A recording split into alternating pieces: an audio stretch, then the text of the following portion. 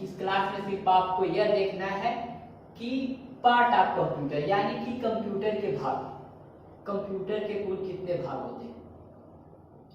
तो सबसे पहले हम बात करते हैं आज जो कंप्यूटर्स होते हैं, कंप्यूटर के मुख्य रूप से कुल 4 पार्ट होते हैं, यानी कि 4 पार्ट ऑफ कंप्यूटर। तो इसमें से कुछ मोस्ट इंपॉर्टेंट पार्ट है जो हमेशा यूज किए जाते हैं, ठीक है। तो सबसे पहले हम बात करते हैं मॉनिटर की। मॉनिटर एक प्रकार का कंप्यूटर का भाग होता है, यानी कि पार्ट ऑफ कंप्यूटर, यानी कि इन मॉनिटर की सहायता से जो भी वर्क होता है, वो हमें देखने के लिए सहायता प्रदान करता है।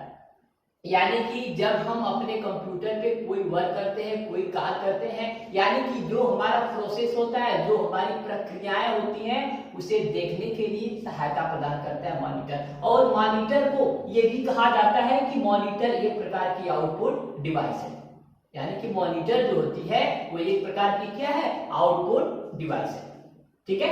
उसके बाद बात करते हैं सीपीयू का। सीपीयू का जो पूरा नाम होता है, यानी कि CPU stand for central processing unit. CPU stand for central processing unit, ठीक है। तो सीपीयू एक प्रकार की सेंट्रल प्रोसेसिंग यूनिट होती है, मतलब कि एक ऐसी इकाई होती है जो किसी भी डाटा को प्रोसेस करने का कार्य करती है। यानी कि जब हम कोई भी इंफॉर्मेशन कंप्यूटर के अंदर इनपुट कराते हैं, तो उस इनपुट इंफॉर्मेशन को, डाटा को, जानकारी को कंप्यूटर प्रोसेस करता है। प्रोसेस करने के बाद उसे रिजल्ट के रूप में हमें मॉनिटर पर दिखाता है। यानी कि सीपीयू को ही ब्रेन ऑफ द कंप्यूटर के नाम से भी जाना जाता है। यानी कि आप ये बोल सकते हैं कि CPU is the brain of the computer, ठीक है। उसके बाद आता है आपका माउस एक प्रकार की इनपुट डिवाइस है। माउस एक प्रकार की इनपुट डिवाइस है जो हमें कंप्यूटर में किसी भी डाटा को इनपुट करने के काम आती है। और माउस को पॉइंटर डिवाइस के नाम से भी जाना जाता है, यानी जो माउस होता है उसे हम पॉइंटर डिवाइस के नाम से भी जानते हैं।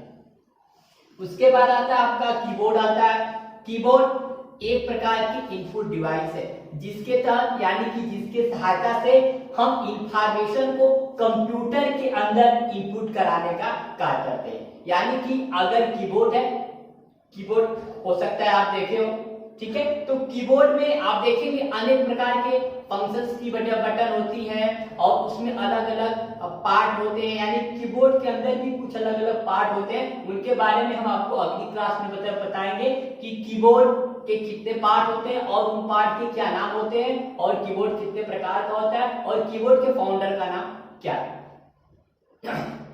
ठीक है।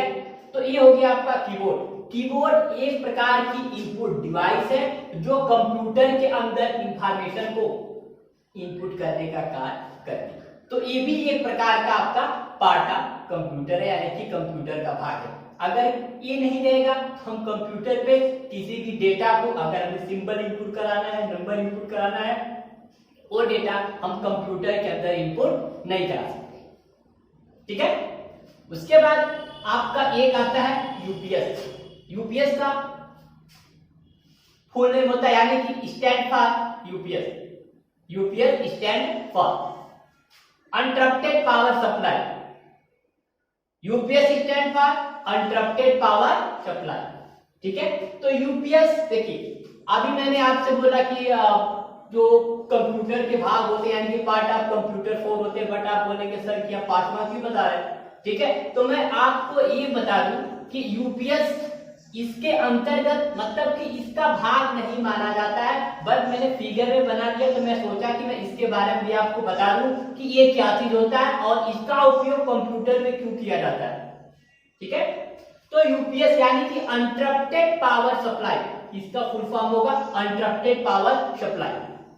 ठीक है। तो यूपीएस एक प्रकार की इन्वर्टर डिवाइस होती है, यानी कि यूपीएस का काम होता है कि जो सिग्नल्स होते हैं, जो अनवांटेड सिग्नल होते हैं, ठीक है, उन सिग्नलों को क्या करता है, कम करता है। सपोज करिए जैसे मान लीजिए कभी कभी ऐसा होता है कि जब हम कंप्यूटर पे कोई वर्क करते हैं, यानी कोई डेटा बनाते हैं, तो उस समय एक ऐसी परिस्थिति आती है कि हो सकता है मेरी पावर चली जाए, तो उस समय हमारे जो हम कंप्यूटर पे डेटा बनाते हैं, जो हम अपना प्रोजेक्ट बनाते हैं, वो डेटा हमारा लॉस होने की संभावना आ जाती है। तो इसलिए हम लोग क्या करते हैं कि जब जो कि मैं जो डेटा बना रहा हूं वो डेटा लॉस न हो, तो उसलिए हम उसके उपयोग में हम यूपीएस का उपयोग करते हैं। यानी कि जो अनवांटेड सिग्नल होता है या फिर लाइट यानी कि पावर अगर कट होती है या फिर पावर आपका अप डाउन होता है, तो उस केस में आपका जो यूपीएस होता है उस पावर को रोक करके रखेगा। ठीक है, यानी कि उन सिग्नलों को, जो अनवांटेड सिग्नल होते हैं, उनको रोक के रखेगा। और अगर आपकी पावर कट होती है तो उस कंडीशन में ये आपका यूपीएस के क्या करेगा, आपको 30 मिनट यानी 20 से 30 मिनट तक बैकअप दे देता है। और उस बैकअप के अंतर्गत आप अपनी फाइल को बना करके अपने कंप्यूटर के अंदर अस्थायी रूप से सेव कर सकते हैं। यानी कि जब हम फाइल को बनाते हैं, जब तक हम उस फाइल को सेव नहीं करते हैं, तब तक हमारी फाइल कंप्यूटर में अस्थायी होती है। ठीक है, तो जब हम फाइल को कंप्यूटर के अंदर सेव कर लेते हैं, उस समय हमारी फाइल अस्थायी यानी कि परमानेंटली सेव हो जाती है। उसके बाद आपको ये यूपीएस इंडिकेट करता है, यानी कि इसमें एक बीप की आवाज आती है। ठीक है, और बीप करके आवाज करता है कि भाई जो कि पावर कट हो चुकी है, आप डेटा को सेव करिए। और सेव करने के बाद इसे नियमानुसार यानी कि निर्देश के अनुसार आप इस कंप्यूटर को शट डाउन करके आप बंद कर सकते हैं। ठीक है, तो आई होप आपको ये वीडियो पसंद आ गया होगा। ठीक है, तो अब हम मिलते हैं आप।